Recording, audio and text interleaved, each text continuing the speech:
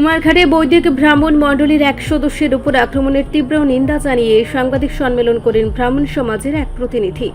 ঘটনার বিবরণী জানা যায়, গত 17 সেপ্টেম্বর বিশ্বকর্মা পুজোর দিনে কুমারঘাট নিদিবি এলাকার নিবাসী সতীশ দাসের বাড়িতে পুজোর খবর সংগ্রহ করতে যান বৈদিক ব্রাহ্মণ মণ্ডলের প্রবীণ সদস্য তথা কুমারঘাট সোনামুড়ি এলাকার নিবাসী তথা প্রবীণ সদস্য অমলেন্দু ভট্টাচার্য।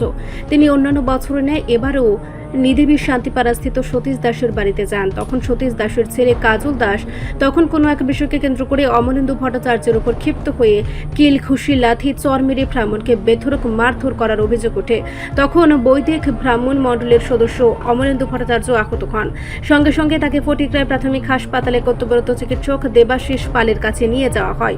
তখন তাকে প্রাথমিক চিকিৎসা করে নিয়ে যাওয়া হয় সোনাইমুড়ি স্থিত বাড়িতে। এই সুবিচারের জন্য 3 দিনের সময়সীমা বেঁধে দিয়ে বৈদিক ব্রাহ্মণ মণ্ডলের 30 সদস্যের এক প্রতিনিধি দল আজ কুমারঘাট রবীন্দ্রপল্লী স্থিত শ্যামসুন্দর ভট্টাচার্যের বাড়িতে এক সাংবাদিক সম্মেলনের আয়োজন করেন। তারা অভিযোগ করে বলেন, এইসব ঘটনার তীব্র নিন্দা জানিয়ে রাজ্যের মুখ্যমন্ত্রীর দৃষ্টি আকর্ষণ করে ঊনকোটি জেলার সমস্ত প্রশাসনের আধিকারিকদের গোচরে বিষয়টি আনা উচিত। উল্লেখযোগ্য বিষয়ে আহত অমলেন্দু ভট্টাচার্যের পিতা স্বর্গীয় অবিনাশ ভট্টাচার্য, তিনি স্বাধীনতা সংগ্রামীও বটে। আজ 21/7/9/2025 আমরা বৈদিক ব্রাহ্মণ মণ্ডলী এনজিও আমরা এক বিশেষ কারণে আমরা আজ সমবেত হয়েছি। সেই জরুরি সভার আহ্বান করেছেন আমাদের সভাপতি শ্রদ্ধেয় কাজল চক্রবর্তী মহাশয়। বিষয়বস্তু হচ্ছে, গত 17/9/2025 বুধবার আমাদের বৈদিক ব্রাহ্মণ মণ্ডলীর একজন সদস্য যায় নিদেবী শান্তিপাড়া কাজল দাস, পিতা সতীশ দাস, তাদের বাড়িতে যান। গিয়ে জিজ্ঞেস করেন আপনাদের পূজা টুজা হয়েছে কিনা। তখন সেই ভদ্রলোক কইছেন না, আমাদের পূজা টুজা হয়েছে না।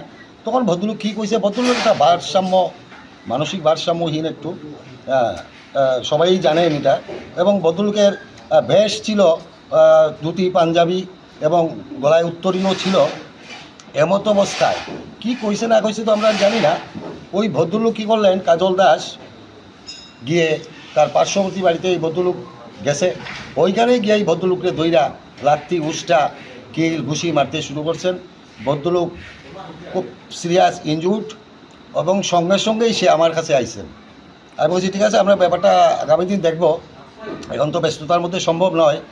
তো এটা আস্তে আস্তে সর্বত্র এটা প্রচার হয়েছে এবং আমরা বৈদিক ব্রাহ্মণ মণ্ডলী সবাই আজ সমবেত হয়েছেন এবং আমরা একটা সিদ্ধান্ত নিছি যে উক্ত কাজল দাস যে কাজটা করছে, যে ব্রাহ্মণের উপরে আঘাত আনছে, আমরা এতে মর্মাহত।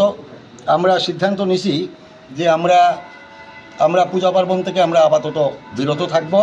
এই কারণেই বিরত থাকব, এটার সুষ্ঠু বিচার আমরা প্রার্থী।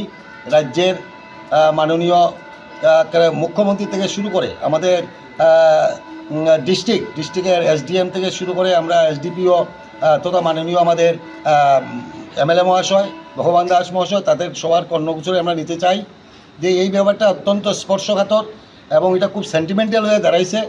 ওইটার যদি সুষ্ঠু বিচার না হয় তাইলে আমাদের পক্ষে হয়তো সামনে পূজা অর্চনা করা আমাদের পক্ষে একটু অসম্ভব হয়ে পড়বে। তাই আমরা এটা সুষ্ঠু বিচার প্রার্থী। অনতিবিলম্বে এই বিষয়টা দেখার জন্য আমরা প্রশাসনের পক্ষে আমরা প্রশাসনকে আমরা জানাইতেছি।